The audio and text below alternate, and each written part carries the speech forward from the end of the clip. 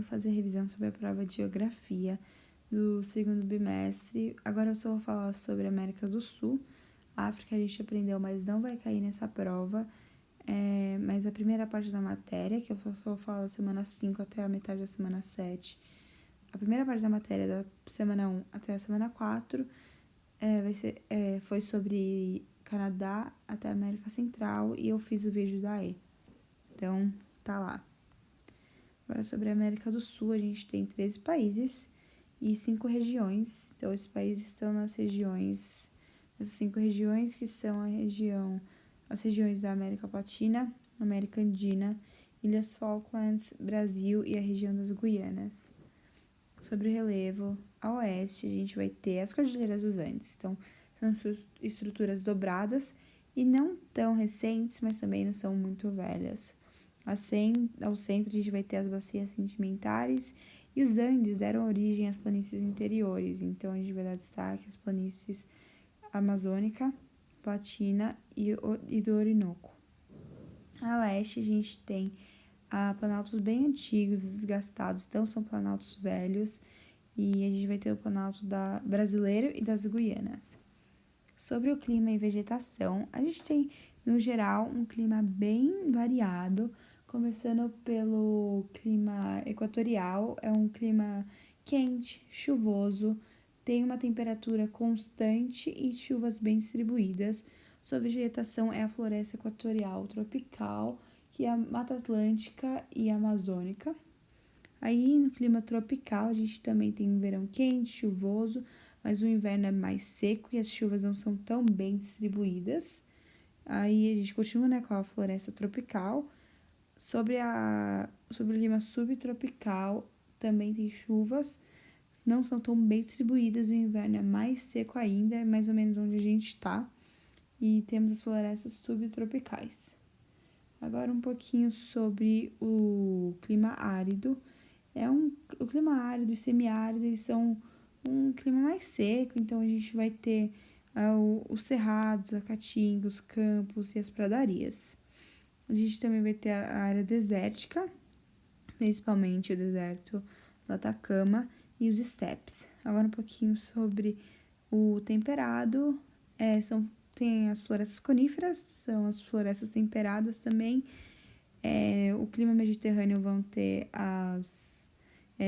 um verão quente, um inverno muito chuvoso e uma floresta mediterrânea. Para finalizar, a gente vai ter o frio de montanha, o clima frio de montanha e uma vegetação de altitude, que é aquela vegetação que varia de acordo com a altitude. Então, no pé a gente vai ter campo, uma vegetação, sabe? Tipo, mais o local, e lá em cima vai estar frio pra caramba. E agora sobre o deserto do Atacama, a gente tem assim. O deserto do Atacama, ele tá no norte do Chile e no sul do Peru. Mas o que acontece com ele lá é um deserto porque vai chegar a massa de ar úmido quente.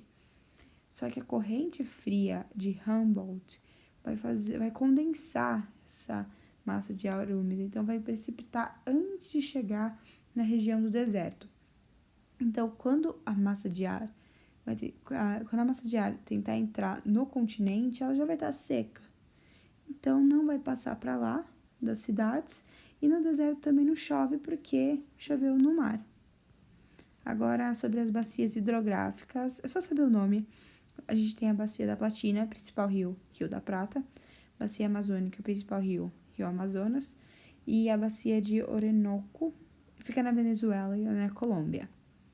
Agora, sobre o quadro humano da América do Sul, a gente tem uma grande diversidade cultural e étnica por causa da colonização. A gente teve colonização espanhola, inglesa, holandesa, francesa e portuguesa. E os países são economicamente subdesenvolvidos, temos algumas exceções, mas a maioria é assim. E a gente tem praticamente uma atividade agroextrativista, são todas voltadas para a exportação. Agora eu vou falar um pouquinho mais sobre cada região. Vou falar primeiro sobre a região das Guianas, depois a América Andina, América Latina e vou terminar lá com as Ilhas Falklands. O Brasil a gente não vai ver porque a professora falou que a gente vai ver o terceiro ano inteiro isso. Falando um pouquinho sobre as Guianas. Essa parte das Guianas vai englobar Suriname, Guiana Francesa e a Guiana. E essas são as únicas áreas da América do Sul que não foram colonizadas nem por Portugal nem pela Espanha. A Guiana fala inglês, foi uma colônia inglesa. A Guiana Francesa é um território da França até hoje. E Suriname foi uma colônia holandesa. Na visão geral, assim, a gente tem negros, indígenas, mestiços e asiáticos. A maioria da população está na faixa litorânea, que fica lá no norte desses países. Temos a grande exploração de bauxita. A principal coisa que a gente tem que saber sobre esses países é que eles exportam muito bauxita, principalmente a Guiana e Suriname, principalmente Suriname. Eles estão culturalmente ligados ao Caribe, então eles não têm uma grande relação aqui com a América do Sul. Por quê? Porque tem a floresta amazônica, que atrapalha um pouco, claro, mas a colonização também, porque eles não foram colonizados nem por Portugal, nem pela Espanha. Eles são muito pequenos e também tá bom do jeito que tá pro resto dos países. Então ninguém tá fazendo projeto de integração das Guianas. Então, vou começar falando sobre a Guiana. Colonização inglesa, eles falam inglês, tem a capital em Georgetown, tem o dólar da Guiana, é uma economia de base agrária, principalmente a cana-de-açúcar, e eles também exploram e exportam muito bauxita. Uma curiosidade é que lá tem muito indiano, pessoal que vem da Índia. Agora sobre a Guiana Francesa. A Guiana Francesa fala francês, utiliza o euro, tem uma economia totalmente ligada à França, vive de subsídios e importações francesas. Isso por quê? Porque ele ainda faz parte da França. Ele é um departamento ultramarino francês. Tem sua capital em Cayena e sua principal atividade econômica é a pesca e a silvicultura. Agora sobre Suriname. Suriname foi uma colônia holandesa. Eles falam holandês, tem a capital em Paramaribo. Lá tem uma grande quantidade de asiáticos vindo da Indonésia, então os indonésios, a moeda é o dólar de Suriname e lá eles exportam muita bauxita. Entre todas as regiões da Guiana, lá é que mais explora e exporta bauxita, isso é muito importante lembrar, bauxita. E eles também exportam, cultivam o arroz e a cana-de-açúcar. Agora sobre a América Andina. A gente vai ter a Venezuela, Colômbia, Equador, Peru, Bolívia e Chile. Vou falar nessa ordem. Aí a América Andina, porque todos os países têm pelo menos um pouco da Cordilheira dos Andes.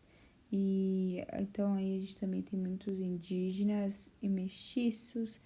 A Cordilheira dos Andes é o antigo local onde estavam o Império Inca. Lá todos os países falam espanhol. Tem a grande exploração de recursos minerais. Sério, tipo, principalmente ferro, carvão e petróleo.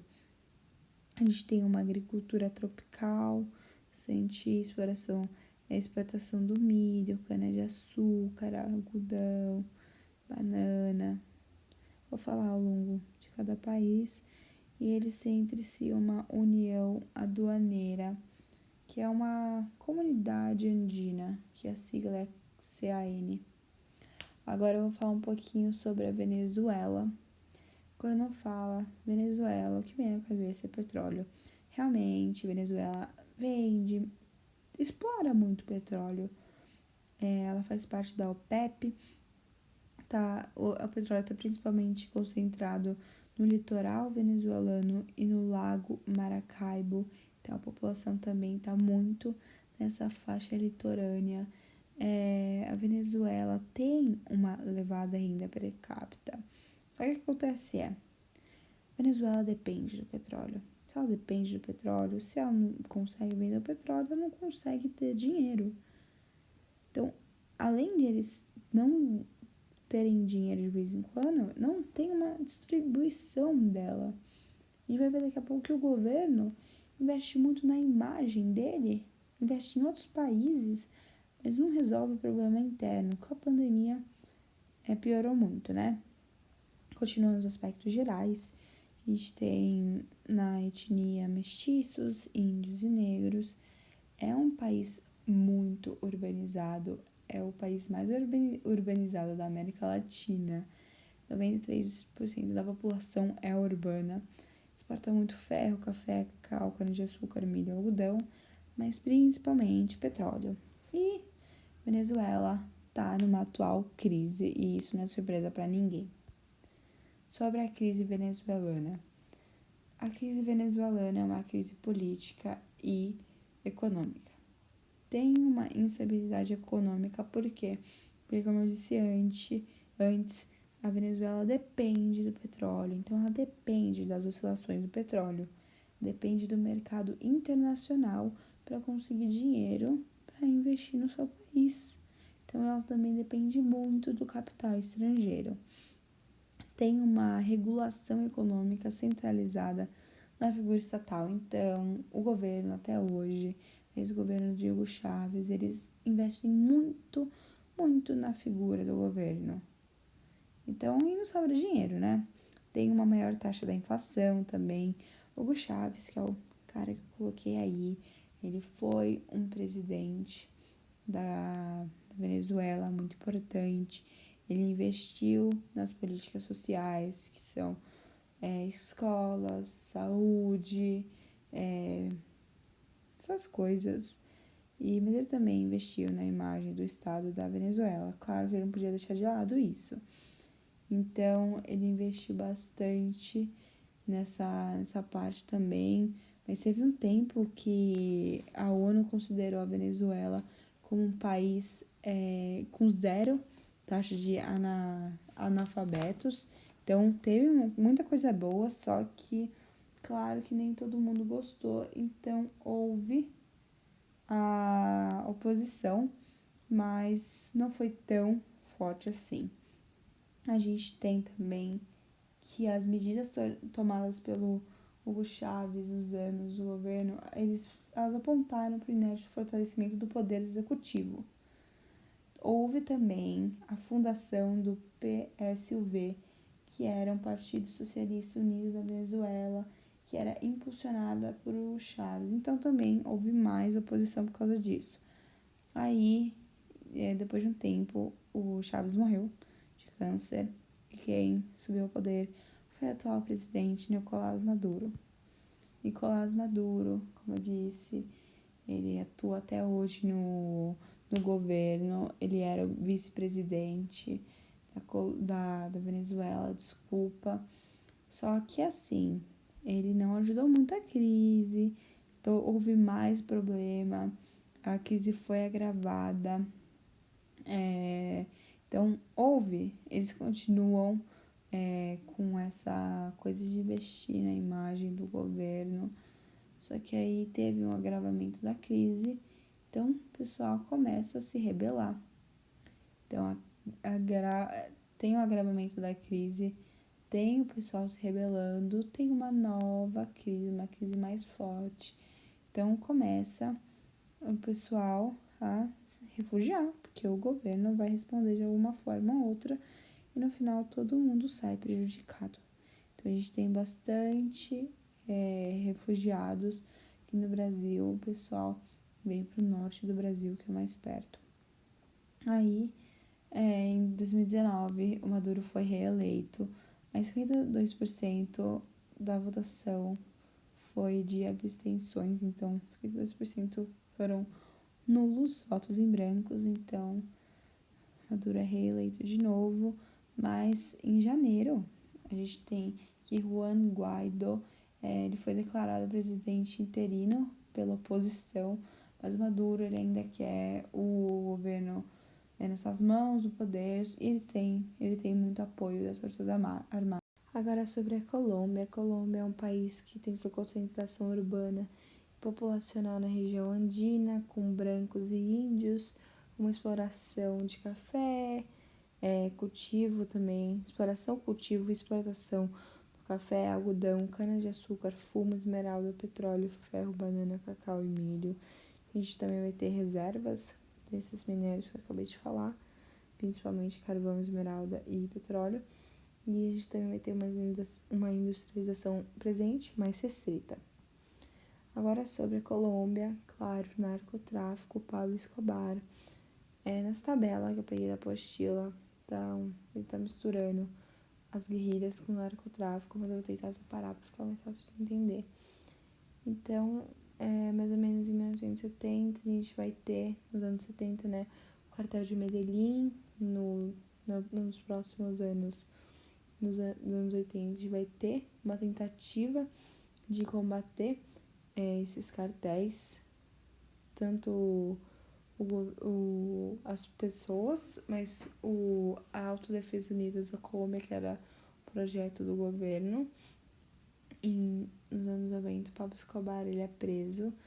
No caso, ele também morre nesse meio tempo. Mas o mais importante nos anos 2000, a gente vai ter o Plano Colômbia, que vai tentar combater o narcotráfico e as guerrilhas e os paramilitares. Isso dá certo. A gente vai ter, nesses anos 2000, a gente também vai ter que os Estados Unidos, juntamente com o Estado colombiano, eles desenvolveram, esse Plano Colômbia. Mas o que eles queriam fazer? Eles queriam acabar com os cultivos de coca. Eles queriam terminar, na cabeça deles daria certo, se envenenar, entre aspas, a fazenda, a área agrícola que está sendo plantada, essa coca. Eles fumigavam as plantações com herbicidas desfoliantes, só que teve a contaminação de rios e as áreas florestas da lavoura e das lavouras com agentes químicos. Então, prejudicou muito a população, mas, certo, se a gente analisar de outro ponto de vista, deu certo, né? Atualmente, a gente tem uma nova geração de narcotraficantes, que são os invisíveis, que eles trabalham subornando as pessoas, eles dão dinheiro para as pessoas, por isso são chamados invisíveis. Só por causa disso, porque eles são discretos, entre aspas, eles dão dinheiro ao invés de dar tiro. Agora sobre as guerrilhas colombianas. Então tá, para entender isso, a gente tem que entender que tem as Farc e a ELN. São guerrilhas que lutam não só contra o narcotráfico ou com o narcotráfico, mas contra o governo.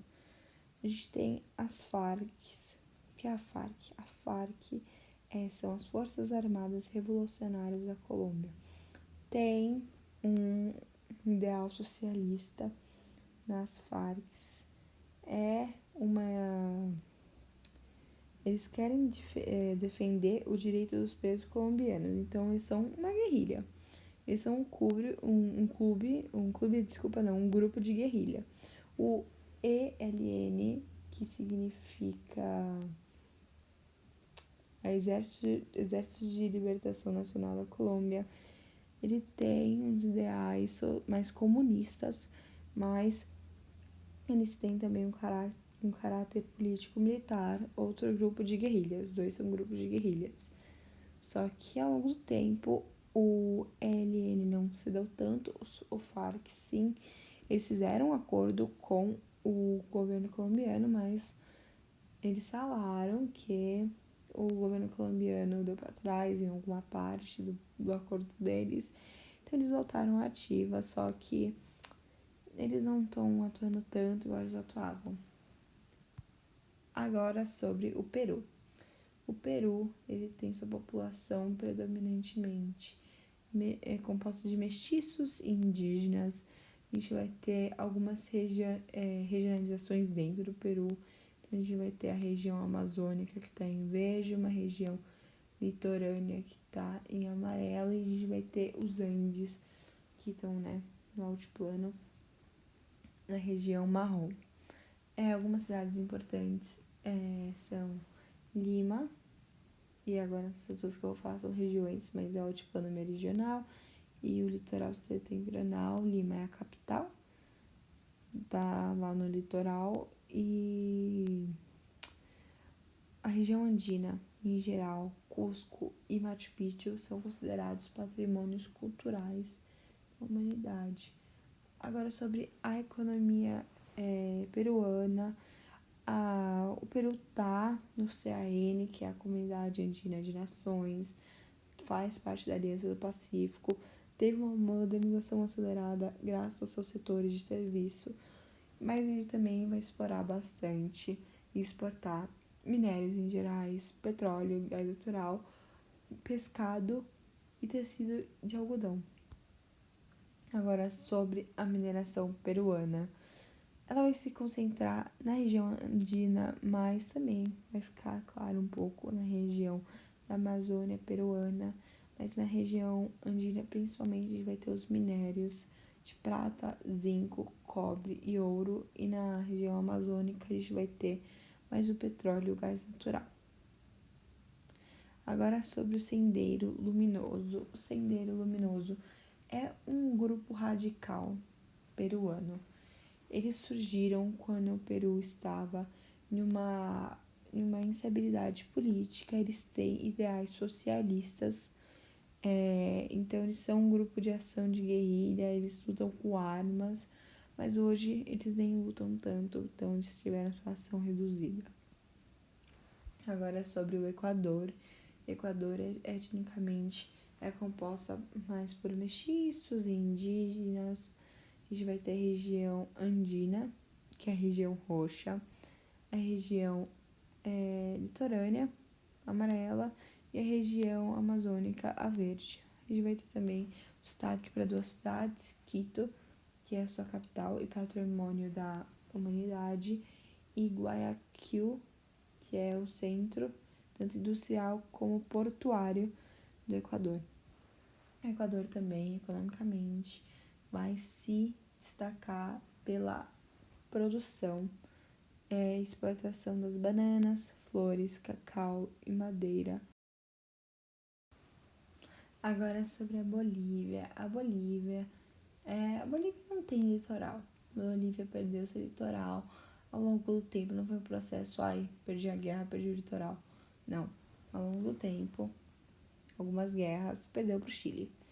Tentaram correr atrás do prejuízo, mas não rolou, serviu para muita coisa não, então eles agora têm que se contentar com o acesso ao porto de Arica. Isso aí é mais ou menos o que acontece com todo o país que perde seu litoral. Tem um exemplo que eu vou falar mais pra frente, mas eles têm que utilizar o porto de algum outro país, normalmente quem roubou o seu litoral. Então eles vão usar o porto de Arica, que é um porto que está no Chile. Então a gente tem as regiões dos Andes, amarelo, amazônica, verde e chaco, laranja. A gente vai ter também índios mestiços, etnicamente. Tudo muito igual durante a América do Sul. A gente também vai dar destaque para La Paz, capital, Cochabamba e Santa Cruz de la Sierra. Agora sobre a economia boliviana. Olha, a economia boliviana já foi pior, mas ela ainda não tá totalmente bem. Mas ela ainda é pobre, tem uma desigualdade. Isso aí é uma característica muito comum em todos os países da América do Sul. A gente tem bastante desigualdade nesse quesito. Mas agora, recentemente, a Bolívia começou a explorar o estanho, o gás natural, então ajudou bastante na economia. Eles têm reserva de lítio e, tem um gasoduto com a Bolívia e o Brasil. Bolívia também está no CAN e no Mercosul como membro associado no Mercosul. Agora sobre a política boliviana. Voltando um pouquinho no tempo, antes o poder estava concentrado na mão da elite branca boliviana. Então, com aquele plano Colômbia que deu certo, entre aspas, de acabar com a plantação de coca, não ajudou muito o pessoal porque da Bolívia, porque também fizeram isso na Bolívia, e acabou, que eles também ficaram sem o que vender, porque muitos deles eram traficantes. eles faziam drogas, então não ajudou muito os ameríndios marginalizados. Eles ficaram insatisfeitos, então eles foram protestar. Eles protestavam principalmente para a nacionalização de empresas bolivianas. Por quê? Quando o gás natural começou a ser explorado, só foi explorado pelas empresas internacionais, tanto o Brasil estava lá, mas Bolívia nada. Então eles queriam que a Bolívia ganhasse com isso, é o gás natural deles. Então eles queriam isso. Evo Morales, que era de uma chapa meio socialista, prometeu a nacionalização de empresas, tudo um pouco mais, foi eleito, teve um populismo, houve uma melhoria social, só que em 2019 ele foi exilado, renunciou ao seu cargo. Quem subiu ao poder agora é o Luiz Arce, que é aliado do Morales. Agora sobre o Chile. O Chile é um país extenso de norte a sul, mas não é extenso de leste a oeste. Então ele é bem longuinho, mas ele não é largo. Agora, no norte a gente tem um deserto e no sul a gente tem um frio. Então eu acho melhor morar no centro. Eu e toda a população chilena. A gente vai ter uma concentração populacional chilena no centro, com clima melhor, né? Um clima mediterrâneo, um clima mais europeu, assim. É um clima mediterrâneo que vai favorecer muito os vinhedos, a produção de vinho, uva e nozes e o desenvolvimento das cidades. Agora, sobre a economia chilena. No Chile, a gente vai ter uma grande influência da predominação das prestações de serviço, como bancos e telecomunicações, e a gente vai ver que ajudou muito essa abertura econômica e vinda de capital estrangeiro, importação de produtos industrializados desde a sua ditadura, que foi um momento que o país não andou muito bem economicamente. A gente vai ter um porto muito importante, que é o Porto de Valparaíso, o cobre, que o Chile é o maior exportador mundial de cobre, mas ele também exporta bastante nitrato, vinhos e pescados. Agora, o Chile também faz parte do Mercosul, da Aliança do Pacífico e da APEC, mas não faz parte da CAN. Agora sobre a política chilena. Então, uma linha do tempo, assim, teve um governo socialista sempre tem que pensar em reforma agrária. Socialismo, toda vez que eu vi Revolução Socialista, governo socialista, pensa em reforma agrária, que vai tirar pelo menos 50% da questão. Então, teve uma reforma agrária, uma nacionalização, principalmente das empresas, mas depois, logo em seguida, houve um golpe. Então, o Pinochet foi ao poder, junto com ele uma ditadura, então censura, violência política, física, o neoliberalismo, só que acabou na década de 1990. Houve a democracia voltou ao poder, a gente tem a modernização econômica e hoje o Chile está bem economicamente, não só economicamente como politicamente. Tem umas questões sociais, sobre os serviços públicos, mas nada muito alarmante, como a situação atual na Colômbia por causa da reforma tributária. Agora eu vou falar um pouquinho sobre a América Latina. Aqui tá em rosa. Eu vou começar pelo Uruguai. O Uruguai não tem muita gente, pouco populoso, pouco povoado, pequena extensão, pequenininha, mas ele tem um DH bem alto, um DH de 0,0808. Tem sua população de origem europeia, tem bastante imigração e tem bastante idoso lá. Agora, economicamente, o Uruguai destaca bastante no setor agrário. Soja, trigo, arroz, pecuária. E nessa pecuária não é só carne, como na maioria dos países. Aí a gente também vai concentrar muito na lã e no couro, porque nessa região o clima favorece a produção não só dos bovinos, mas como os suínos e os ovinos, principalmente os ovinos, muito, muito importante para a economia uruguaia. A gente também vai ter bastante indústria de alimento, têxtil e química, bancos, turismo, e vai ter uma dependência dos mercados internacionais, da exportação e da importação, principalmente do mercado chinês, brasileiro e argentino. Agora falando sobre o Paraguai, o vizinho, a gente vai ter um também pequenininho, não tem muita gente, pouco populoso, pouco povoado, vai ter um elevado crescimento vegetativo, mestiços e brancos, etnicamente. Na sua economia vai se destacar a soja, cana de açúcar, algodão e tabaco, mas principalmente a soja. A gente vai ter uma pecuária de bovinos, suínos e ovinos, indústria desenvolvida, mas não muito, porque está ligada à agropecuária ainda, ela tem essa coisa mais interiorizada. A gente também vai ter uma grande influência brasileira, já que o Paraguai é aquele outro exemplo que eu falei. O Paraguai não tem litoral, então ele vai usar o porto de Paranaguá do Brasil. Mas o Paraguai tem bastante rio, tem o Rio Paraná que passa pertinho, o Rio da Prata. Então ele tem também bastante exportação de energia, a utilização da hidrelétrica. Agora sobre a Argentina, o último país que a gente tem que falar, amém. Sobre a Argentina, país emergente do Mercosul, sua capital é em Buenos Aires e população predominantemente branca e bem urbanizada. A Argentina é um país muito bem urbanizado. Mas o que importa pra gente são as regiões da Argentina.